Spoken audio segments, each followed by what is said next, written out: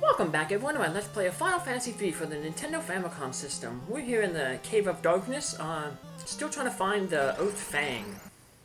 It's the last Fang needed to destroy the remaining statue, blocking the way to the Circus Tower. That's where Zandy, one of the apprentices of the mage Noah, and the one who caused all the trouble so far in the world, that's where he's hiding out, so... We were told by Une, after we got the great ship Invincible, to find this final Fang and then meet her and Doga back at Doga's Manor. Well, we're going to find the Earth Fang in this episode, but we will not be going right to Doga's Manor. We got a few other side quests that we want to do afterwards that are finally available now that we got the airship Invincible. The airship Invincible can go over small little mountains, so... it allowed us to reach this cavern, so that it's full of these monsters that split. So we ran into these monsters earlier, but I gave the stats for the dragon in the back there, the Visago. Didn't give the Kronos here, which is the lizard with the sword. So, but we take care of them like all the other ones. Fang and Tupelo as characters with dark swords, and then Tangeweenie with the Medusa arrows.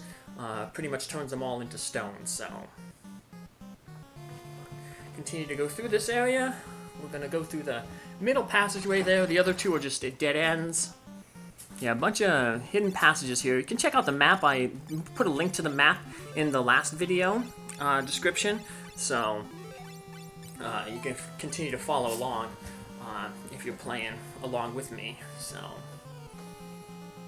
But... yeah, this cave is really annoying. There's like such high encounter rates. So also high encounter rates it seems to be in the Invincible as well. So it just made this even though this episode was only like a little over 16 minutes, it was like 30 some. Like half of it got cut out because of just random encounters. So here's our last random encounter enemy in this area, the Hellish Horse. It is surprisingly not splitting enemy. So by now, if you using the Medusa arrows like how Tangeweenie is, you are probably running really low on them. So for enemies like the Hellish Horse that you don't need to petrify to defeat, you can just guard with your ranger, so they're not wasting those Medusa arrows. Yeah, we only had 40 of them. That's all you found like in chests. So. Very limited ammunition. So that's mainly what I've been doing. Like, if it's a battle with a lot of monsters, then I'll have Tangeweenie attack. But if it's like only 4 monsters, so it'll take 2 rounds of combat to defeat anyway, I'll just have Tangeweenie guard to just preserve those arrows for another battle. So, all right. One thing I said in a previous episode, I don't know why I said it, that the Dark Knights, they can't use magic in battle. They can, it's just that they have very few pieces of magic to use in battle.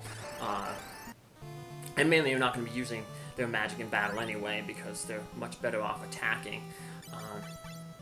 But they get 8 points for using a magic spell in battle, 4 for defending or using an item, and 12 for fighting. So that's the stats to gain them levels. Job levels, I mean. So, and we've already gone over what the other classes need to do to, job need to do to get levels in for their jobs. So, and speaking of jobs, we'll be getting some more jobs by the end of this episode. So, we'll get that Earth Fang, and we'll also end up getting the Earth Crystal. It's a very earthy themed episode today here. So, we're also getting a bunch of the Genji armor. That'll all go on Fang. Fang will remain a Dark Knight. Everybody else is going to change classes once we get the new jobs. So, but they're all, like I said, they're all basically upgrades to previous jobs that we've had. So, we're going to go through this thing. Now there's that little hole there. You don't want to go down that hole, because that takes you near where the Earth Fang is, but there's like one little block blocking you from grabbing the Earth Fang. Otherwise, that would be a shortcut to the Earth Fang. So we gotta go the big, long, roundabout way. Like I said, luckily these tunnels, that when they hit a dead end, you just stop and then go. They're not like wide; they're just straight through. So we're gonna see the Earth Fang up here. We want to heal ourselves up before we grab the Earth Fang because we have a boss monster coming up. So not too hard of a boss monster though, but still, you always want to make sure that you're safe. So heal up. Grab the Earth Fang. The Earth Fang, who dares break the eternal seal? It is, Katoncheris, and apparently that's from Greek mythology. There were like 3 giants with 50 heads and 100 arms. That's what this guy's named after, one of them, so there were 3 of them. Codus, Briarus, and Gigas. So... and they were, like I said, 50-headed, 100-handed giants. So, but, this guy, luckily he doesn't have 100 hands, or else he'd hit us a whole bunch of times. But otherwise, he's not too much of an issue. We're gonna run into a palette swap of him later on that's much, much tougher than him. So, this guy, we just take him out with our normal characters. So, Tangeweenie can use cure spells to or throw high potions. Baby Moo, if she has a free chance, can throw high potions. Otherwise, she'll be cheering. And then, of course, Fang and Tupelo will just be our offensive characters, cutting down his 6,500 hit points. So, occasionally he can get a good hit in there, like that one right there. If that's the case, you can always remember to have your character defend the next round. Defense puts the characters, basically doubles their defense against physical attacks. So we'll do that with Tupelo here to just keep him safe, while Tangeweenie and Baby Moo get him back on his feet, or back to get some good hit points. So get him out of that dangerous thing, because we don't have a knight to cover anymore. So it's a good thing we guarded there, because kept them safe there. So, and then Fang will finish it off. We have claimed the Earth Fang. With the Earth Fang, like I said, we can destroy the final statue, and not only just destroy the final statue, but we'll also be able to gain access to the Earth Crystal. So if you have an auto head, use an auto head to get out of here, or if you have a ranger like how I have here, and you have the teleport spell and you saved a charge, use the teleport so you can just warp right out of here.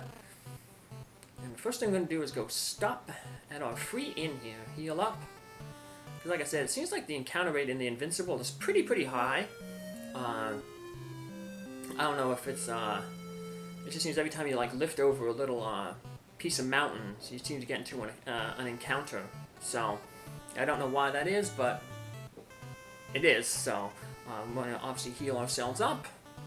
And then we're going to get out of this little mountain maze here. So, too bad there ain't like a shortcut to get out of here. I'm thinking of a game that I'm going to play a little bit later, Blaster Master. The interesting thing about the way those levels are designed in that game, it's kind of like a Metroid game where you run around areas and find items that'll allow you to get to new areas and do more exploration. But usually the way it is like you have to go a really long roundabout way to get the item. But then once you get the item, the way back to the beginning of the area is usually really short, because the item that you got creates like a really nice shortcut. So, but no, don't have that luxury here. We just gotta go on mountain hopping over all these little things. Those side quests we'll be doing back on the floating continent.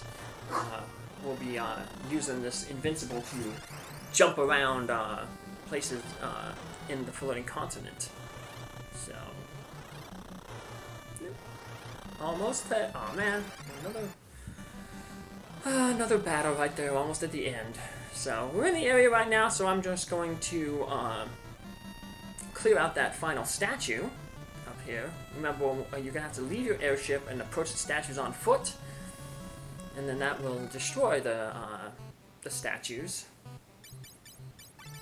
I'm also going to just remove all this stuff from Tangeweenie here, because Tangeweenie is about to change jobs. I'm going to change back into a white mage. Real quick, there's some white magic we want to buy for Tangeweenie and for Baby Moo. Right now, here in the Invincible. And we want to have Tangeweenie as a white mage, or somebody as a white mage, because the boss that we're going to be fighting soon, that guards the Earth Crystal, can hit really, really hard. Basically, he uses a flare spell, and takes off a little over 1,000 hit points usually. So, high potions and just the cure spell aren't going to be enough to keep somebody on their hit points, up and ready. So, we want to go grab a Curaja spell and a Asuna spell for both Tangeweenie and Baby Moo. Of course, only Tangeweenie is going to be able to use them right now, but eventually in the future, Baby Moo, when she becomes a sage, will also be using those spells. So, but that'll, having Curaja there on Tangeweenie will definitely help with this upcoming battle. So, we could give Tangeweenie the Golem Staffs, but she's really not going to be attacking in this upcoming battle. And she's in the back row, so she's only going to need much defensive equipment. We can buy another white robe for her here at the equipment shop, but we'll do that when we change classes. So, hop over this thing, and the way to Doga's Manor, we have some encounters here. Same type of encounters. We have harpies and the freeze flies and chimeras and stuff. So, there are a few new enemies on the ground here. We'll pick them up later. But this is basically where the final 2 dungeons are. It's almost like 3 dungeons. You have the Ancient Maze where we're going to get into. Then beyond the Ancient Maze is the Circus Tower.